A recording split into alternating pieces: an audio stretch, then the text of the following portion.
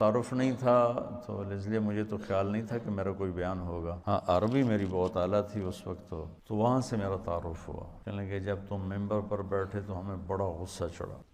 تو میں سب سے پہلے 1982 میں گیا تھا انگلستان. اس وقت میری ابھی شادی بھی نہیں ہوئی اور ایسی مشورے میں بیٹھے تھے میں رائیونڈ میں ہوتا تھا. تو انگلینڈ کی جماعت بننے لگی چلی کی. تو وہ جس کا ایک لمبا سفر ہو چکا ہو اور شادی شدہ ہو، یہ 2 شرطیں لازمی ہیں چھوٹے سفر جانے کے لیے. یہ چلے کی جماعت تھی، لہٰذا ہم تو غافل بیٹھے تھے. ٹھیک ہے ابھی بن جائے گی. میرے ساتھ بیٹھے تھے عبدالحلیم صاحب رحمۃ اللہ علیہ، ملتان کے بڑے اکابر تبلیغ میں تھے، ساری زندگی تبلیغ میں لگا. تو وہ مجھے مذاقاً کہنے لگے تیرا نام لے دوں؟ تو میں نے بھی ہنستے ہنستے کہہ دیا لے دو لے دیں، کیونکہ ان کو بھی پتہ تھا کہ طے نہیں ہوگا، مجھے بھی پتہ کہ طے نہیں ہوگا. تو ہم دونوں نے اس کو مذاق بنا لیا کہ تیرا نام لوں؟ میں کہا لے دوں. تو جب وہ 3-4 نام طے ہو گئے تو انہوں نے کہا جی طارق جمیل بھی چلا جائے. تو عبداللہ صاحب نے فرمایا ہاں یہ بھی چلا جائے. تو وہ میں بھی ایسے ہو گیا اور وہ سارے ایسے ہو گئے. تو مولانا ظاہر شاہ صاحب رحمۃ اللہ علیہ فرمانے لگے اس کا تو کوئی سفر نہیں ہوا. کہنے لگے کوئی بات نہیں، خدا بخش ساتھ ہے، سنبھال لے گا. بھائی خدا بخش صاحب امیر، اس کی شادی بھی نہیں ہوئی. کہ کوئی نہیں، خدا بخش اس کے ساتھ ہے، اس کو سنبھال لے گا. میں ہکا بکا حیران، بھائی یہ کیا ہو گیا؟ مجھے تو خواب و خیال بھی نہیں تھا کہ ایسے ہو جائے گا. تو سارے مشورے والے بھی حیران ہو گئے.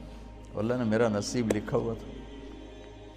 یہ میرا بیرون ملک کا پہلا سفر انڈیا تھا مارچ میں، اور یہ دسمبر میں تھا باہر بیٹھے میں. تو عبدالحلیم صاحب فرمانے لگے جلدی جا، پاسپورٹ بھی لے کے پیسے بھی لے. تو اس وقت خیبر میل آنے والی وہ سامنے نظر آتی تھی، کوئی آبادی نہیں، کوئی گھر نہیں. ہم رائیونڈ کے صحن میں بیٹھ کر ریلوے کی پٹڑی دیکھتے تھے، بیچ میں رکاوٹ ہی کوئی نہیں، ٹرینوں کو گزرتے دیکھتے. تو گاڑیاں ہمیں ازبر ہوتی تھیں، میں فلاں گزر گئی فلاں گزر گئی. تو میں نے دیکھا خیبر میل آنے والی. میں نے وہیں سے دوڑ لگائی. وہ ایک گیٹ اس طرف ہوتا تھا جنوب کی طرف، وہ بند رہتا تھا. اس وقت ہمت جوانی میں نے جمپ لگایا، گیٹ کو پکڑ کے چھلانگ لگا کے ادھر گرا اور دوڑ لگا. ادھر میں نے دوڑ لگائی، ادھر خیبر میل آنا شروع ہو. میں گلے مارا گیا، نہیں پکڑ سکتا. خیر بھاگتے بھاگتے بھاگتے خیبر میل حرکت میں آ گئی اور میں نے آخری ڈبے کا جا کے ڈنڈا پکڑا. میں اس پہ سوار ہو گیا. خرچہ پتہ کتنا تھا اس وقت؟ 10,000 انگلینڈ کا جانے کا. 8,000 کا ٹکٹ تھا اور 2,000 اوپر خرچہ ہونا. 4 روپے کا ڈالر تھا، 19 روپے کا پاؤنڈ تھا. تو میں گھر گیا، پاسپورٹ لیا، پیسے لیے. شام کو کسی گاڑی سے پھر رات ٹھہرنا پڑا، چونکہ خیبر میل شام کو پہنچتی ہوں. اگلے دن صبح میں وہاں پہنچ گیا. پہلا سفر ہمارا 1982 میں کراچی سے ہماری پرواز تھی PIA، پہلے دبئی، پھر استنبول اور پھر لنڈن. یہ ہمارا 1982 کا پہلا سفر تھا. مجھے جانتے بھی کوئی نہیں تھا، جوڑ تھا. قاضی صاحب رحمۃ اللہ علیہ، خدا بخش صاحب رحمۃ اللہ علیہ، بھائی فاروق تھے رحمۃ اللہ علیہ آٹے والے، ڈاکٹر امجد صاحب تھے.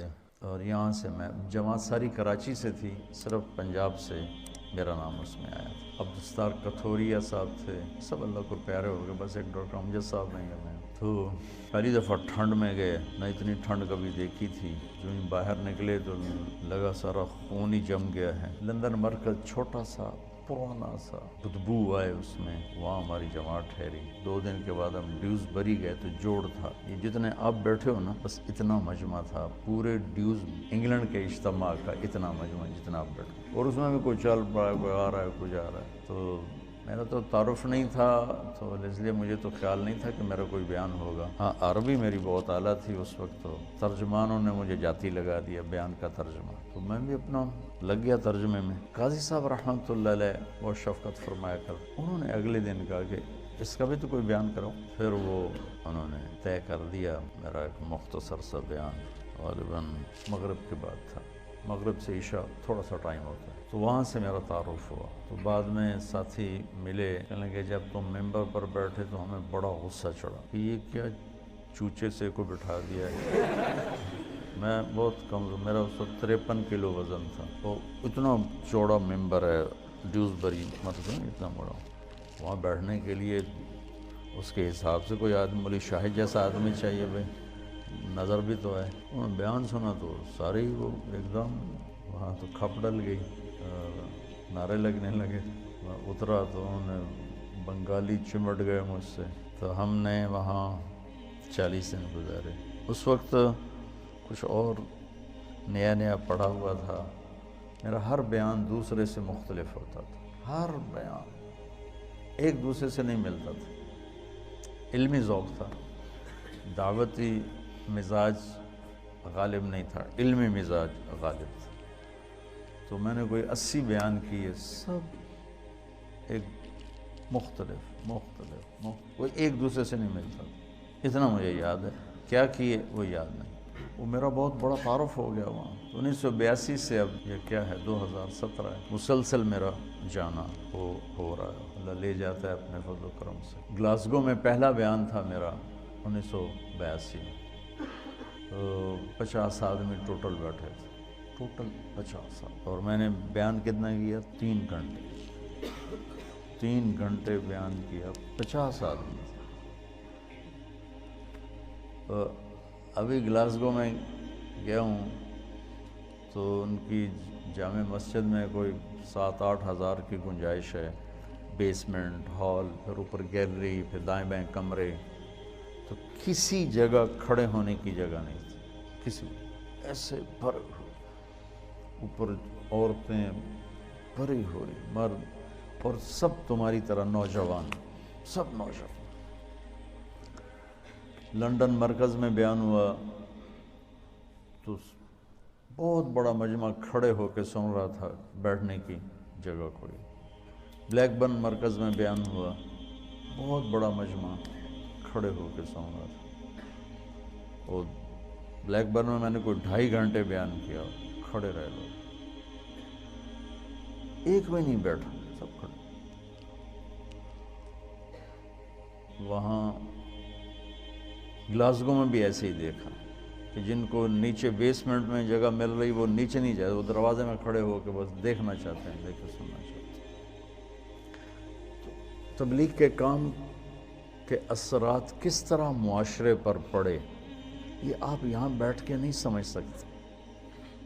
تو تھوڑا تھوڑا آپ کا مطالعہ ہے اور شیطان آپ کو صاحب رائے بنا دیتا ہے،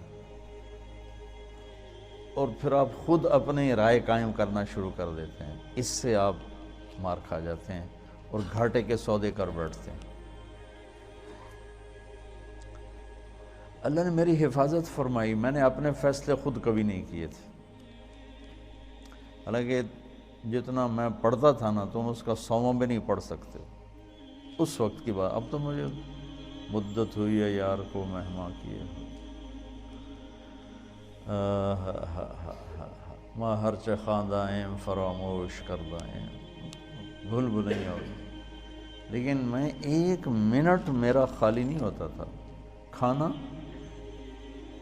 سونا، نماز، وضو، یہ 3-4 کام ایسے ہیں جس میں اور کوئی کام ہو نہیں سکتا۔